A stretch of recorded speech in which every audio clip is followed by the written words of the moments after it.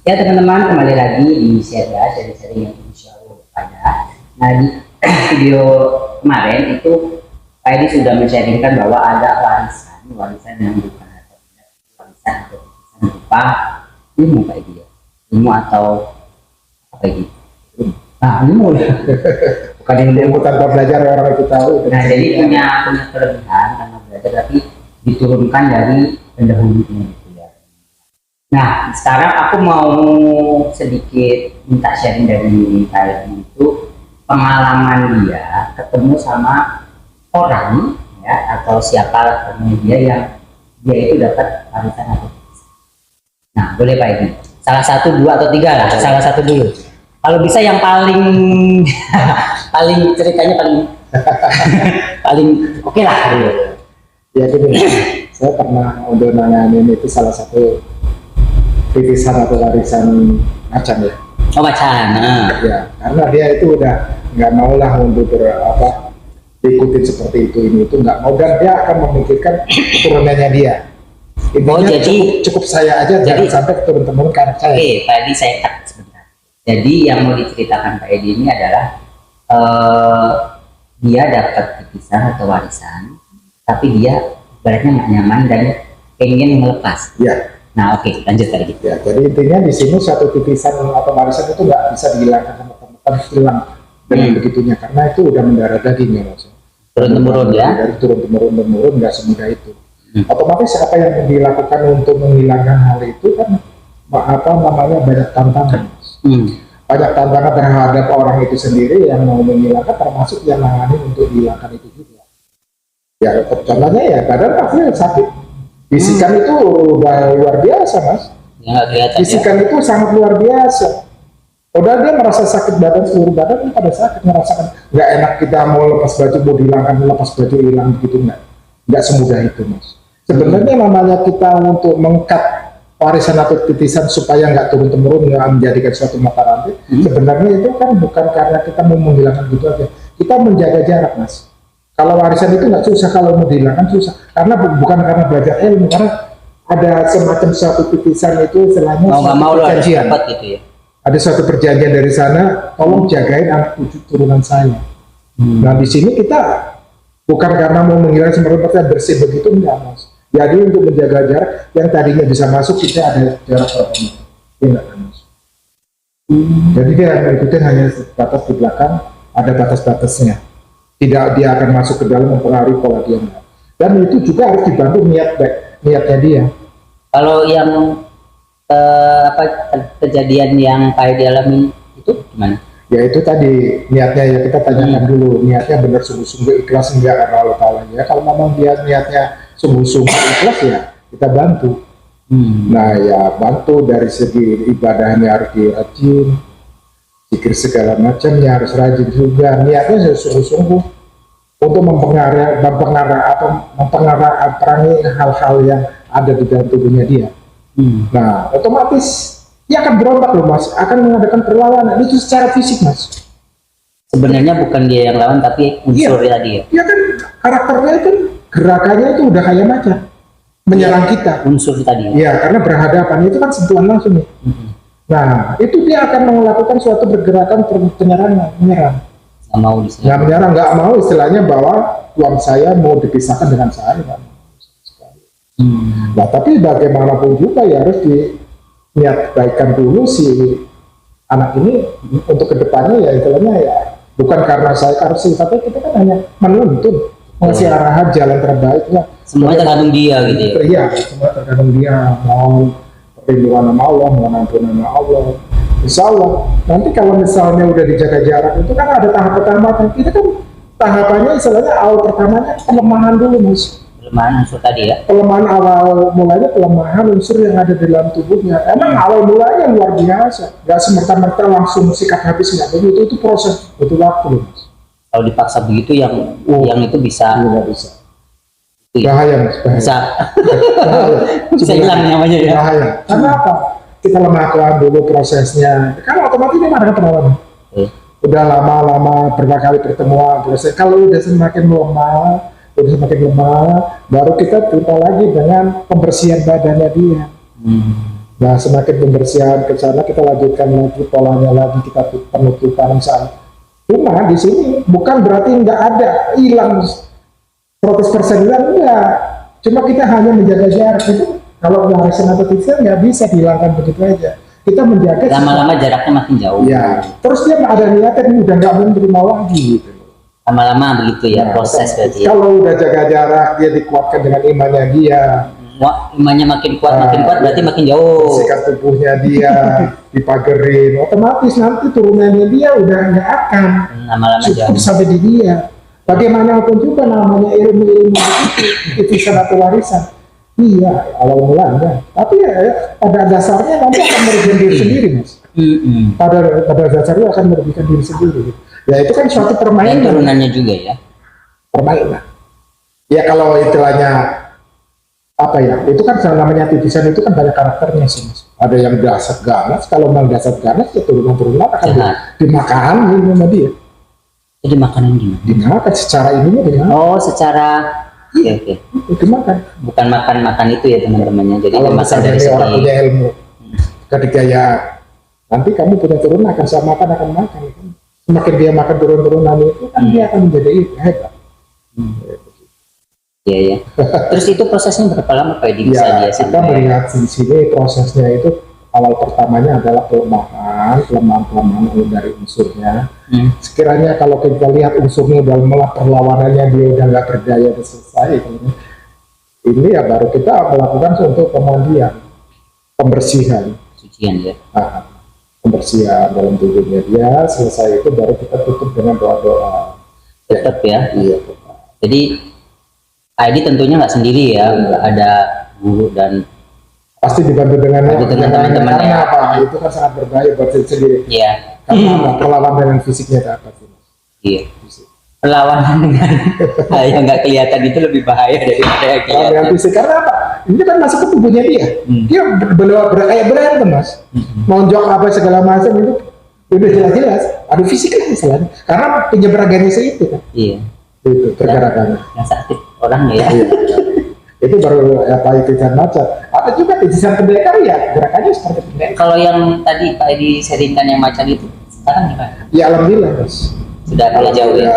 Ya dari segi apa namanya keagamaannya yang ditingkatkan. Bagus ya. Memang kalau orang yang nggak cuma sungguh-sungguhnya nggak ada, keniatannya nggak ada setengah-setengah, itu yang ada bahaya, Mas.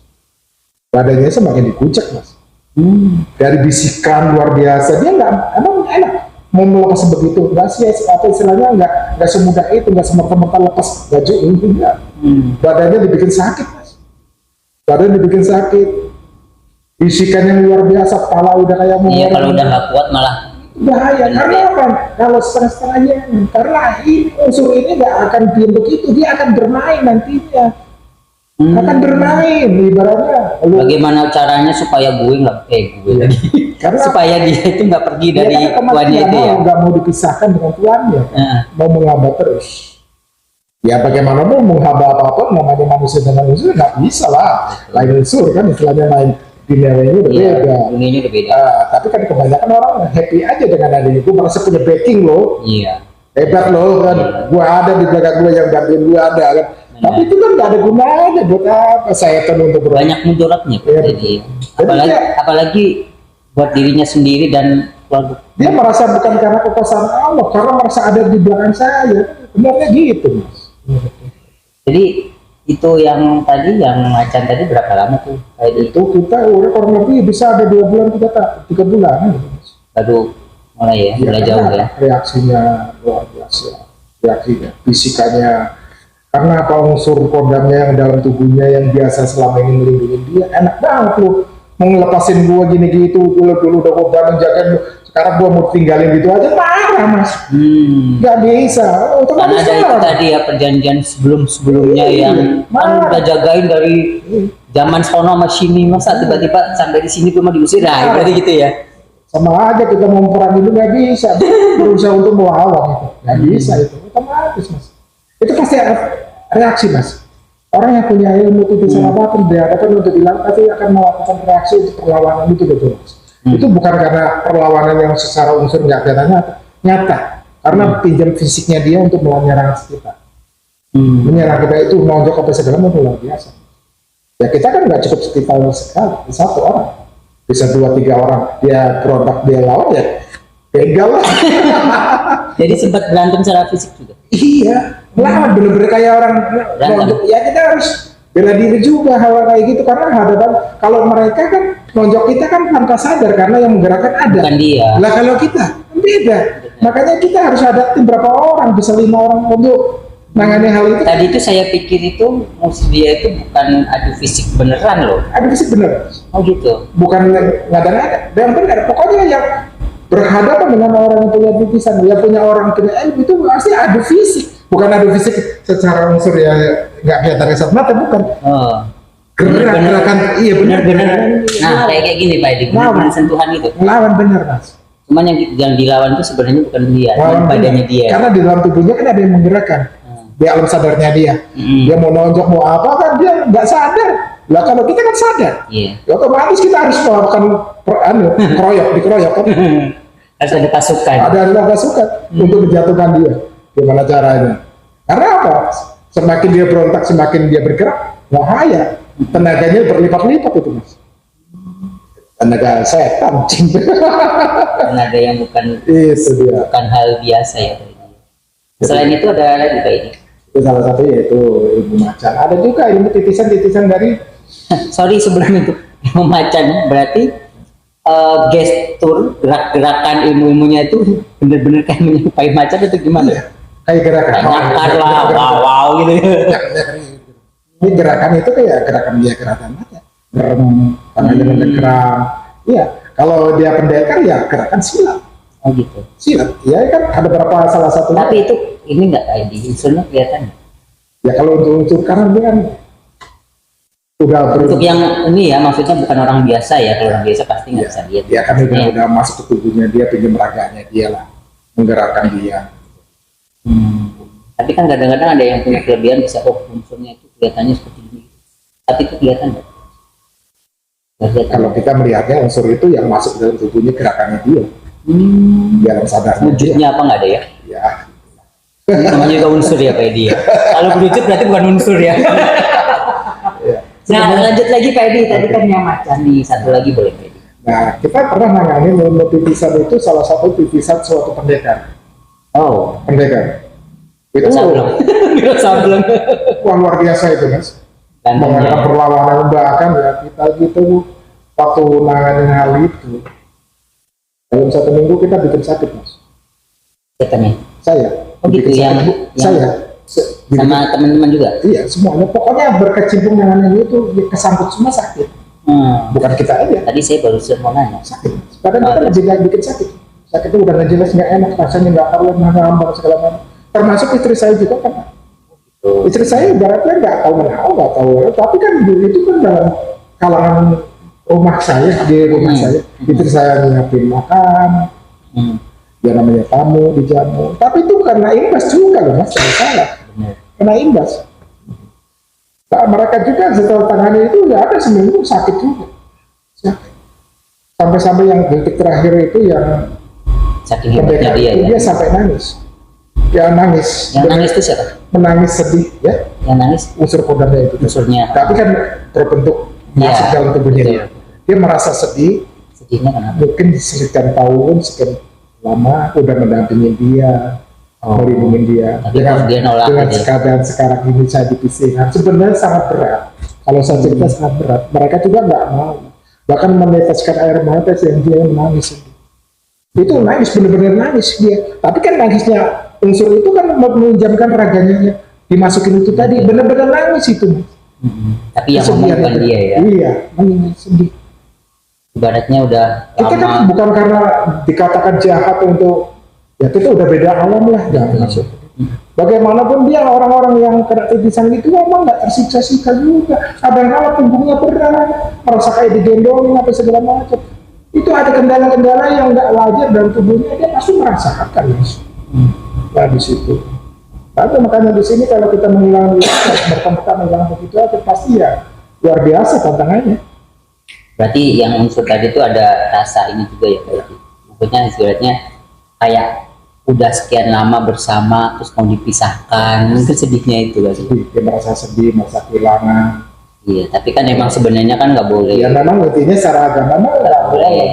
Kita kan mau berteman dengan teman manusia lah. Temen sejenisnya lah ya, gitu ya. Kalau itu kan namanya beda. Sebenarnya hal kayak gitu ya, ikuti budaya lah mas. Oh. Ikuti budaya. Triknya dia sebenarnya. Ikuti budaya. Kita tenyum.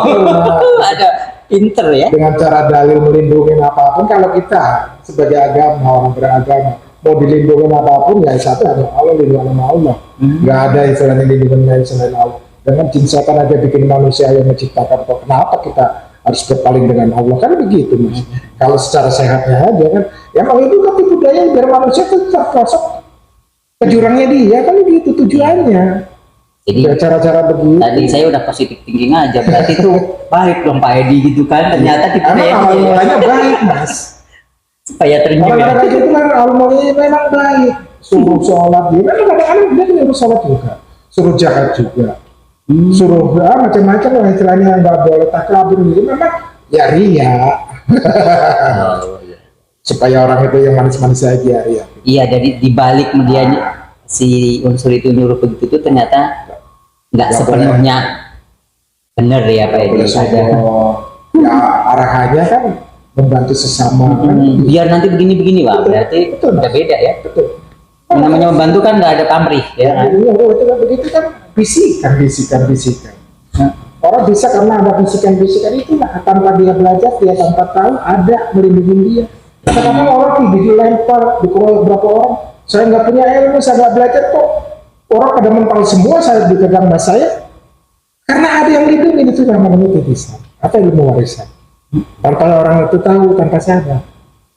Tapi banyak orang cerita yang secara ini, oh kamu itu ada yang lindungi, ada yang backing kamu, ada yang ini membantu kamu. Padahal dia, oh masa iya sih, saya nggak pernah belajar loh, kan gitu ya. Padahal itu lah namanya ilmu titisan. Iya benar. Tapi gini Pak Edi ya, terakhir nih Pak Edi, kan tadi udah diceritakan bahwa sebenarnya motif titisan atau warisan yang tadi kita ceritakan itu untuk kita ya yang percaya dengan yang Maha Kuasa Satu Allah itu bukan ya, emang nggak boleh ya Pak Edi ya, karena udah beda kepercayaan ya. Nah untuk bisa sharing ke teman-teman ya, misalkan dia ngerasa atau paling tidak punya insting temannya ada ini gitu tuh, apa yang harus dilakukan Pak? Ya sebenarnya begini ya teman-teman, kita kadang-kala merasa ada, saya nggak pernah belajar kok, saya ada lebihnya, kadang-kala merasa tanpa kita tahu, tanpa kita belajar, ternyata kita ada yang lindungi, itu kadang-kala kan menjadikan suatu riak buat kita ya. Yeah. Menjadi kita agak sombong atau berapa waktu hebat nih, ada yang backing saya, sebenarnya nggak bisa begitu. Bagaimanapun juga backing apapun sebaik-baiknya itu adalah backing dari Allah. Hal-hal itu semua itu ya tergantung diri kita lah, bisa menerima apa dan tidaknya. Kalau kita menerima dengan backing itu karena kita merasa ya betul itu ya itu nggak perlu. Kita hanya minta sama Allah, perlindungan Allah itu cukup bagi saya seperti itu mas. Jadi lebih mendekatkan diri kepada ya, mau ada backingan apapun, mau titisan apapun, kalau diri kita siapnya hanya Allah hanya Allah, nggak ada perlindungan selain Allah, saya rasa itu nggak akan terjadi. Betul ya? Iya. Kita nggak istilahnya nggak menerima. Tapi kalau jauh ya Pak Edi. Kalau kita menerima membutuhkan ya jelas sedikit aja. Iya. Ada rasa membutuhkan lah ya. Makin deket ya? Oh iya. Makin lengket. Kecuali kita jarak gini kalau di jarak banyak lagi lama-lama menjauh Pak Edi ya. Kadang-kadang dia menawarkan sesuatu ya. Iya, itu yang sangat berbahaya kalau tipu dayanya luar biasa Pak Edi ya. Gaya-gaya lama-lama menawarkan sesuatunya, kamu butuh apa, saya bantu, butuh apa. Kalau udah menawarkan diterima itu sungguh berat nanti. Karena udah ini ya, kayak perjanjian. Dia nggak semudah itu, pasti ada yang balik-baliknya. Betul, nggak bisa lepas ibaratnya Pak Edi. Kalau lepas sulit karena udah dapat sesuatu, lo harus kasih dulu juga. Udah kita terikat mas. Iya. Lebih baik kita nggak ada ikatan apapun. Karena Allah semata. Iya. Kalau hal kayak begitu, kita yang bahaya nantinya. Kalau kamu serikan hidupnya kan bahaya nanti. Oke, ya teman-teman, itu tadi sedikit sharing dari Pak Edi Suparmin. Semoga sharingnya itu insya Allah bermanfaat untuk kita semua. Dan pesan terakhir, bukan pesan terakhir ya, sedikit pesan dari Pak Edi tadi bahwa segala sesuatu itu hanya milik Allah ya Pak Edi ya. Meskipun kita punya kelebihan ataupun punya ibaratnya kita punya sedikit perbedaan lebih dengan orang lain, itu semata-mata itu adalah dari Allah ya Pak Edi ya. Begitu ya Pak Edi ya. Pak Edi mau ada tambahan lagi? Cukup ya. Ya oke teman-teman, jadi cukup sekian sharing dari kita, dari Pak Edi juga. Mudah-mudahan channel YouTube ini sharing-sharing insya Allah berfaedah untuk teman-teman semua. Oke, sampai ketemu. Assalamualaikum warahmatullahi wabarakatuh. Waalaikumsalam.